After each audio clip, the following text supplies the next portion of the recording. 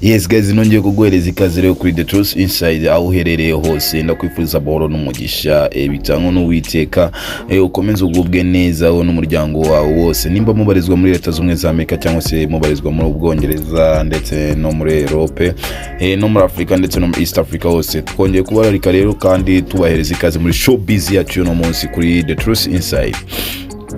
Guys, nagira ngo rero mwibutse yuko kabisa iyi ni channel ya mbere iguhereza umwimerere w'amakuru hirya no hino utarabasha kumva cyangwa se utarabasha kwakira mu kanya nkako guhombya. Niyo mpamvu rero nkwibutsa gukora subscribe niba utarabasha gukora subscribe kugira ngo ujye ubasha kwakira imwe mu nkuru mu kanya nkako guhombya, ndetse nanakubwira ati ujye udufasha kudusigira comment ubutumwa hasi, unadusigire like tubashe kumva bimwe mu bitekerezo byawe. Mboneho no gushimira rero wabashe gukora subscribe hirya no hino wakira inkuru yacu. Guys, nimukibagirwe kuyiwatchinga ndetse ngo wumve ko watchinze video akanya gato kuko amakuru nyangombwa bari inyuma. Nicyo kintu cya mbere rero tubayeho kujya tugeza amakuru ya kuri The Truth Inside. Ndakwibutsa rero kuri kumwe na wa musore wanyariwe Bahati Chris kuri The Truth Inside ni ibisanzwe guys. Uyu munsi wa none rero ndashaka kugira ngo mitengohereza ikaze cyangwa se nkwinjize imwe muri mu nkuru irimo kugenda ivugwa hirya no hino ku mbuga nkoranyambaga.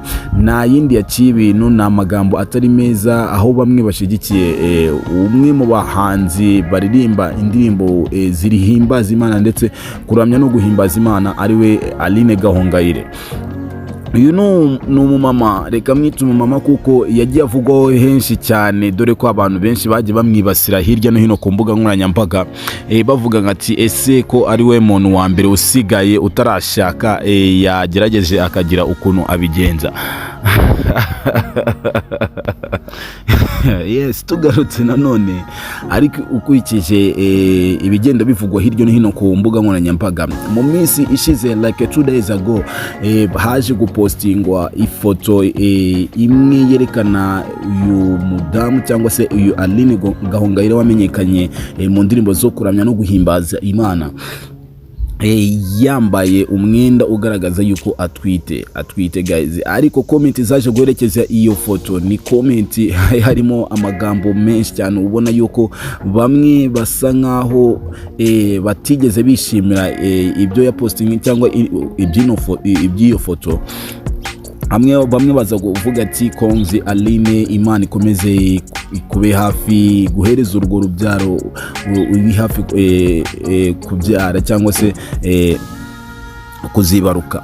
Abandi nabo ugasanga hari umwe mu basore bitwa Manzi Maganya wamenyekanye mu Barezi Family yaje gupostinga kuri iyo foto, ashiraho comment aravuga ati ibye turabimenyereye n'ubundi ni waundi bimenyereye kugira ngo yirire abana bakiri batoya guys. Ariko abandi no waje guherekeza iyo comment yaje gushiraho indi comment hasa avuga ati ibyo ntago bikureba kuko nawe ugiye kugenzura twasanga hari nawe ibyo utashatse gushira hanze ariko ukifuza yuko washira iby'abandi amagambo menshi cyane. Nuko rero byaherekejwe n'amagambo menshi cyane guys.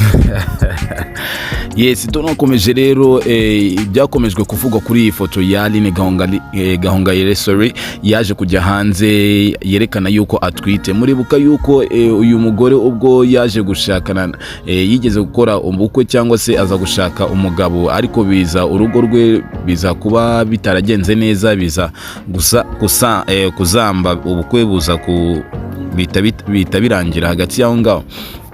Ariko nanone ibigaragara yuko nuko ubu ngubu ari mu munyenga w'urukundo, afite umuntu bari mu rukundo kabisa, barimo kwemeza yuko bigaragara ko bagiye gushinga urugo rwabo rugakomera, urukundo rwabo rukajya kuri standard iri hejuru. Ariko abanyamagambo bo ntago babura, abacantege nkeya ntago babura, hari abamushigikiye kugira ngo Imana ikomeze ahubwo imugire neza nk'uko nabo baba babyifuza, dore ko bakomeje kumutera amagambo menshi cyane. Yavuzwa amagambo menshi atari make cyane, avugwa yuko urugo rwamunaniye, adafite umugisha yuko yakubaka cyangwa agira umufasha, ibintu nk'ibyo ngibyo. Nayo ngayo rero n'amagambo yagiye akomezwa avugwa kuri ALINE Gahongayire uzwi cyane mu ndirimbo zo kuramya no guhimbaza Imana, dore ko yagiye akora n'ibitaramo byinshi cyane nkuko twabiberetse ko, dore ko afite igitaramo kuri tariki 31 z'ukwezi kwa 12 2022 mu mpera z'umwaka kabisa. Bakubwira ati muzaze muri benshi mwitabire iki gikorwa kuko kuzaba harimo imbaraga nyinshi cyane, ndetse n'Imana igira abo yagirira neza.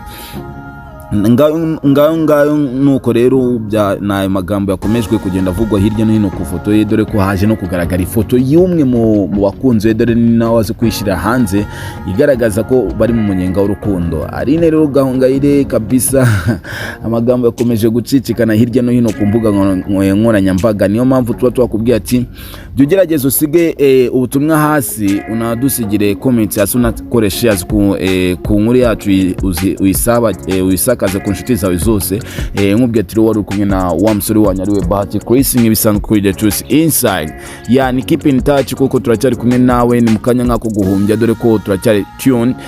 Niyo mpamvu tubayeho kugira tukugezeho ibyiza ndetse bivugirwa hirya no hino, ndetse n'ibyo utabashe kumenya hirya no hino twege turabikuvumburira kabisa tukabikwereka. Yani komeza rero uriho kandi ukomeze ugubwe neza wowe n'inshuti zawe n'umuryango wawe wose aho uherereye hose.